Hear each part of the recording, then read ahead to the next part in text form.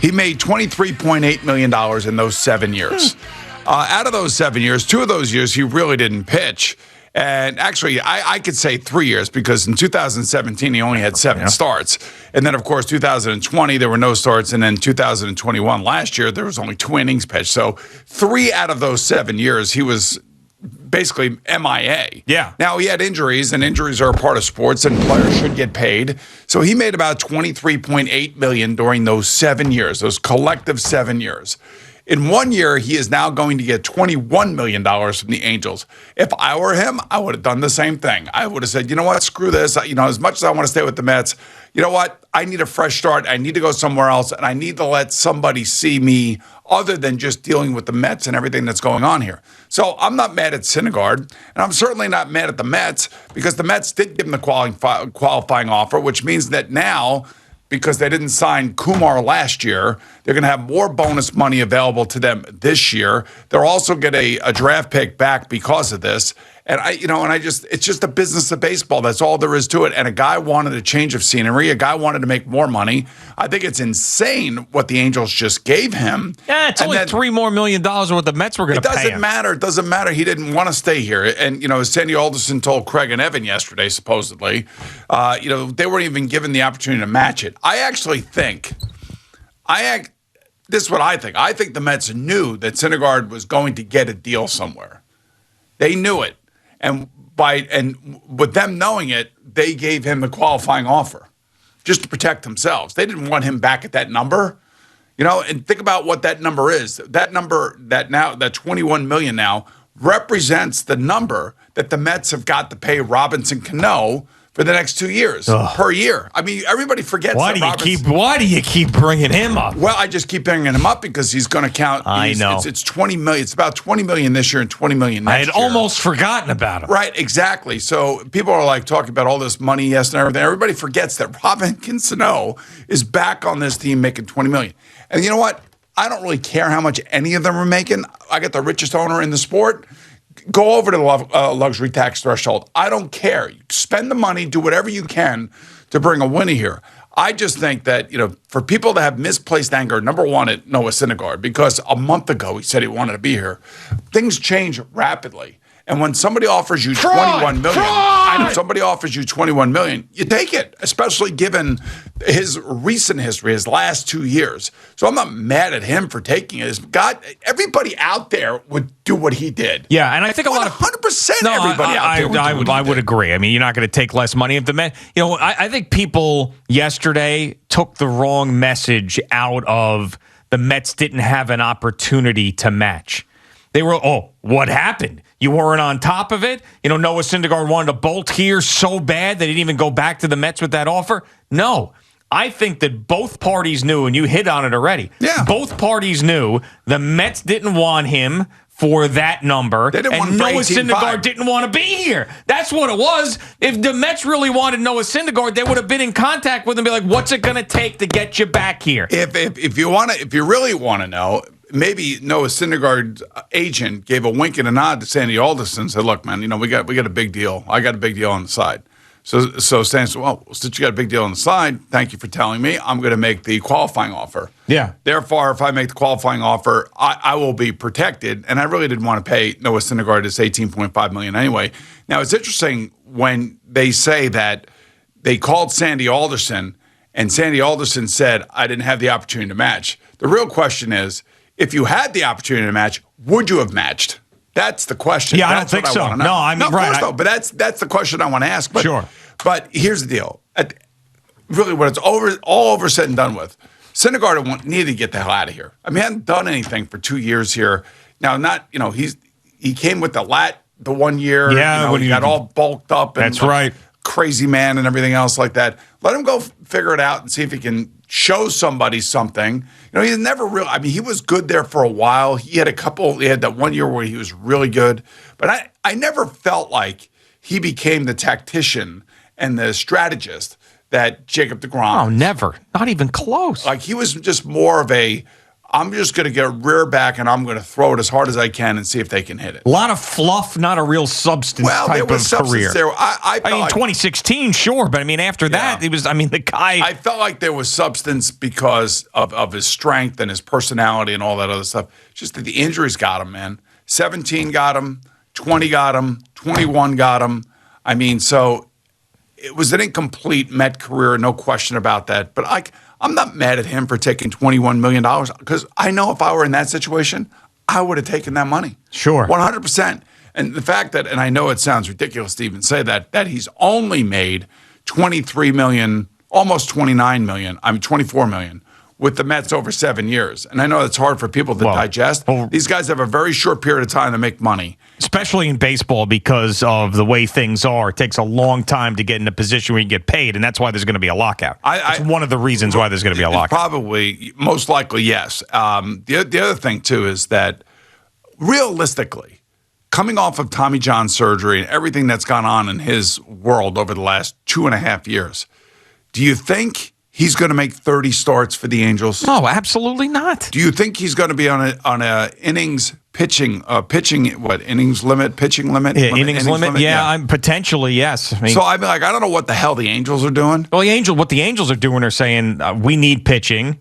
Now, this is one guy that we're going to take a risk on. Artie Moreno doesn't care so much about spending money or taking a risk there. And if it blows up in his face, he's like, so what? $21 million, big deal. If I were Artie Moreno, I would have went after Stroman. I would have said, hey, 5 years, whatever, $125 million, take this. That's going to be an interesting one for the Mets. Well, it's going to be an interesting one on the open market because you see what the guys are getting out there, and he's sitting there.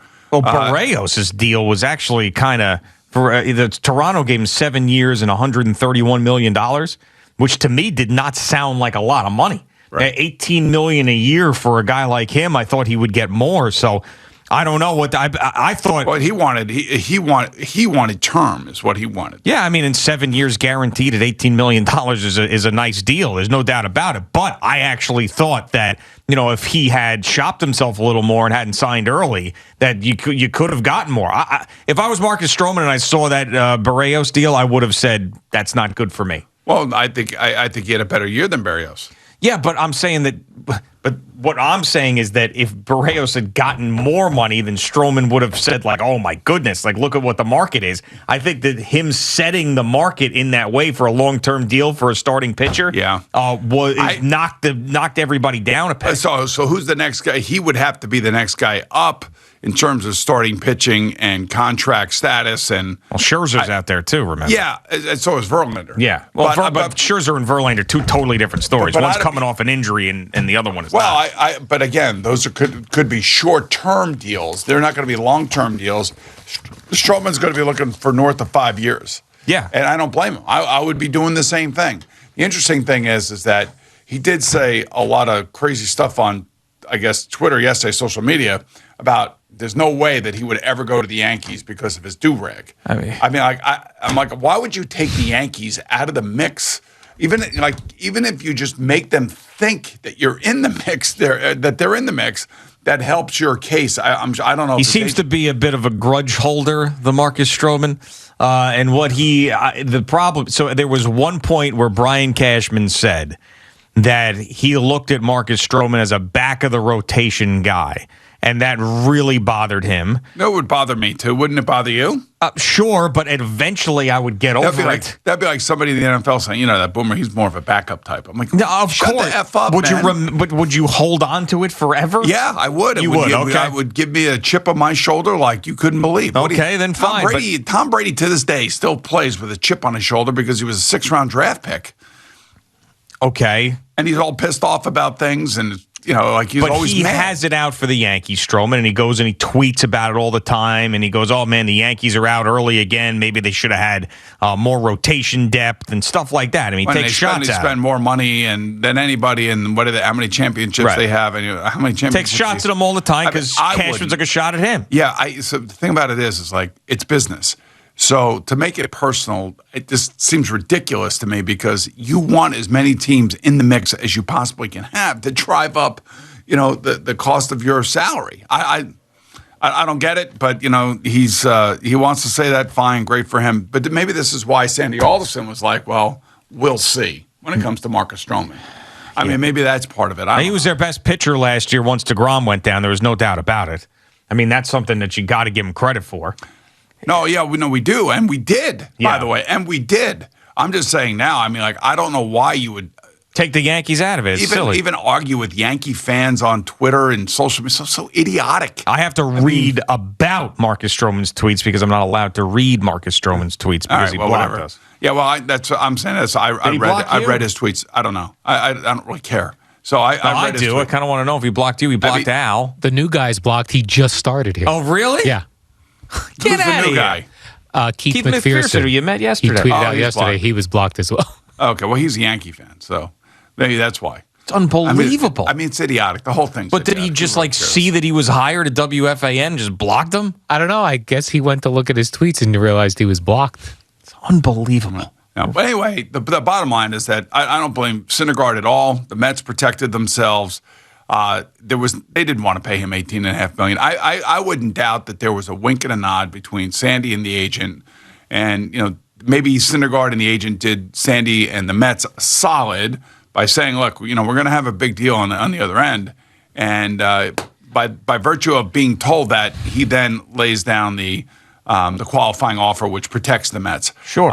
And again, I don't blame Syndergaard. Like, I was listening to this yesterday. Who are you mad at? Oh, I'm mad at the Mets. I'm mad at this one. I'm mad at that one. This one left. This one. I'm like, what? Who gives a crap? I mean, the guy hasn't been around. The team has been an underachieving team. Sometimes things have to change. Like, they have to change. Like, enough of waiting for Noah Syndergaard to come back and be great again. Like, who cares? Let him go. Same thing with Michael Conforto. I mean, the guy is an average baseball player who massively underachieved in a contract year. Let him go somewhere else and be mediocre. Who cares? Make some major changes in this organization so you can finally win. And you're right, because you remember last year coming out of spring training, what were they all saying? We got a great team. We got a great lineup. Let's practice winning the World Series. Exactly. So they got rid of everybody, or at least most of the coaches, except for Jeremy Hefner, but and the manager, and they're going to start getting rid of some of these players. It's just not a winning culture in that locker room, and you got to recognize it. You got to find better players.